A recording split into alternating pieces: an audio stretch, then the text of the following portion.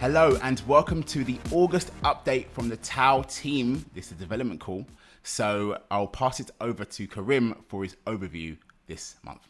Cheers.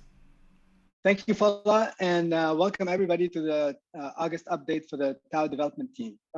August has been a short month as some of our team members have taken some well-deserved time off. Nevertheless, we've made some good progress on all fronts. Let me start with Juan, who's been focusing on first order logic again. He started working on an implementation that was, or a transformation that was initially suggested by OHAD, which takes first order logic programs and turn them into disjunctive normal form formulas or plain TML formulas for execution. So that's a new approach for handling first order logic in TML. So he's currently finishing up plugging in that algorithm or transformation into the TML runtime. Tomasz, after some well-deserved time off, he came back in strong stride, and he actually undertook one major task of splitting the software BDD library and the early parser that we developed this year into two libraries and repository that will promote reuse in future projects. And currently he's working on another task from OHAD, which is removing all dependence on raw program structures and going directly from parse trees to flat programs. That's kind of a task that everybody has been working on this month. David has finished his work on squaring of TML programs and currently testing and performance testing also for the squaring. He's also re-implemented the query containment using the Z3 engine and changed a lot of code in there, and also eliminating raw programs going directly to flat programs. He's also reworked query optimizations, and also is writing unit testing for all of the individual functionality that he wrote, but also on suggestion from OHAD, he's testing everything using randomly generated TML programs. He's also used a static analysis tool called SolarLint to detect issues with the code in general and fix them. So that improves code quality in general. Luca is currently on vacation, but before he left, he did a lot of work on the proof of execution algorithm, where he's working on several transformations and working hard to avoid the exponential explosion that's usually associated with the proof of execution. But yeah, if he manages to avoid that in all cases, that would be a huge breakthrough for us. He also continued his work on variable shifters and 2CNF extraction. Finally, on the Agoras Live side, Andre has continued working with our tester on fixing the many issues that were uncovered in the first two phases of testing and ongoing work. Also, he's made some continuous improvements to the core of the application in the areas of video conferencing and scheduling, but also in he's trying to make it easier for users to acquire AGRS so they can pay for video sessions. He's doing that by connecting directly to possibly crypto exchanges, distributed crypto exchanges. That's it for the development team for the month of August. Take it back, Fola. Thank you very much for your overview, Karim. And I'll pass it over to Andre for his update this month.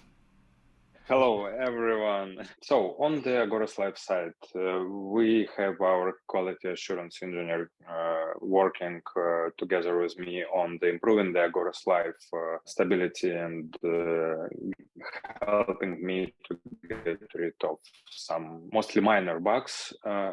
Also, while he testing our platform and I'm fixing some issues. Also, I was working on improving the very important part of our platform. It's the video conferencing side.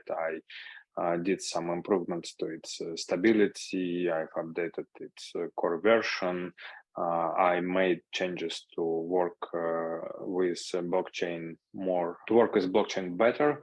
Also, I did a lot of research, a lot of work on trying to connect Agoras Live to decentralized exchanges, and I was looking at the possibility to connect to some other exchanges the easy way, so users could obtain Agoras tokens easily right from the Agoras Live platform, and this is an important part of Agoras Live also, of course. And for the next months, I really hope we will wrap up the testing of Agoras Live, because mostly like 70% of functionality already tested, and the rest functionality will be tested and fixed, and in next or hopefully next months, we will be able to move further with the Agoras Live to some public beta or maybe closed beta. We don't know yet.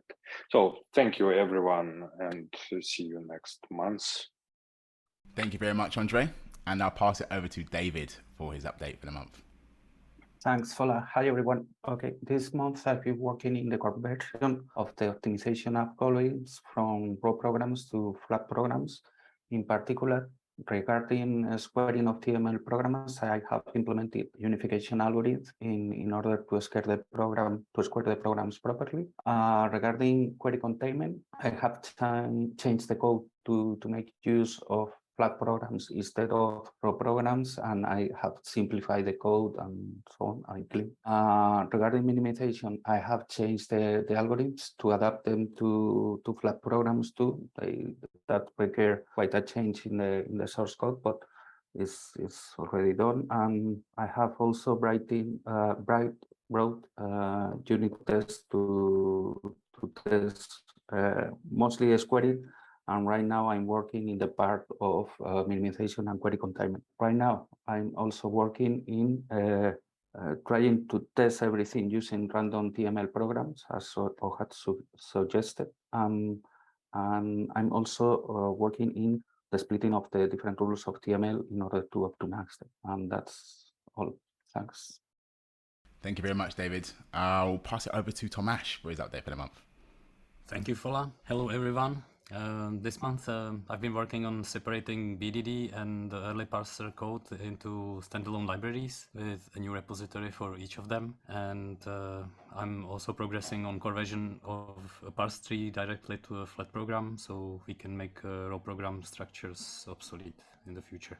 Thank you. All right, excellent. Thank you very much, Tomasz. And I'll pass it over to Juan for his update for the month. Thank you, Fola, and hi, everybody. As Karim already put into advance, this month we started to re-implement the first order logic feature of our system, which is a Mayo capability. So what we are pursuing right now is to transform first order logic formulas into plain TML rules to avoid what we currently have. It's an additional structure where we handle the BDDs associated with the clauses of the formulas as a separate data structure from what is the actual fixed point logic of our system. This will significantly reduce the complexity of our code base and implementation, and should actually help to simplify maintenance and extension of the feature. Currently, the initial prototype by Ohad is integrated, and we started testing it with actual first order logic formulas feed through TML and dumping the solution also from TML. And I'm currently focusing in properly dealing with the quantifier alternation, which is typically a major challenge in first order logic solving. One comment with regards to the quantifier handling of first order logic formulas is that we are resorting to sequencing of TML programs that handle each quantifier level. So in general, that's the major idea I wanted to share, and we will be pushing this forward in the short term to have the capability redesign it and working as it should. Okay, thank you. Thank you very much, Juan. And I'll now pass it over to Louise for his update for the month. So hi, everybody. In the core subject of logics and decidability, I've been working on finite tree automata in 3 languages, and also on guarded fixed point logic with Tableau. And I've also been working on the weekly technical articles for the website on central topics of logical AI. That's all. Thank you very much, Louise. And last but not least, I'll pass it over to Ahad for his update for the month. So I've been working with Professor Fanconi and Pavel Paris about our new language, the Tau language. It has the software specification part, which is the temporal part, which we got to better understand, and it's basically done. It's very promising. So we mainly continued about the knowledge representation part, and the goal is to not use existing decision methods for knowledge representation languages, even though the Tau language supports that. But the reason to not use them, aside the general disbelief from my personal side on those decision procedures, but in order to not complicate stuff, we want to have as fewest logical engines as possible. So if we can translate knowledge representation languages, also called the description logics, into our existing engines, which are Boolean algebra engines, then the whole thing will be much less complex and much faster developed. So on this front, we made really great progress, showing how very rich description logics can be encoded in Boolean algebra. This even gives rise to the question why people didn't do it before, but indeed, to do it, they will need to know about good decision procedures for Boolean algebra, which were just not around. Apparently, the old open question that I solved some time ago is the missing piece required in order to have reasonable decision procedures for Boolean algebra. So, to sum it up, Tau language answered, we managed to answer basically all open questions regarding software specification and almost all open questions regarding description logics and knowledge representation. Well, there is one open question remaining for the software specification part, which is about UI, how to make it compatible with HTML or more generally XML. And this whole effort comes down to easily implementing the language using our existing TML tools, which is the BDD and the early parser. So this means that if someone wants to implement this Tau language from scratch, it's years and not 1 or 2 years, but using the existing tools, it is months and not years. So I'm already starting the efforts of actually implementing the Tau language. And hopefully people will be able to play with it as soon as possible. And that's basically all. All right. That is it. Thank you very much, Ahad. And we will see you next month in Telegram and all our socials. Thank you very much. Cheers. Bye.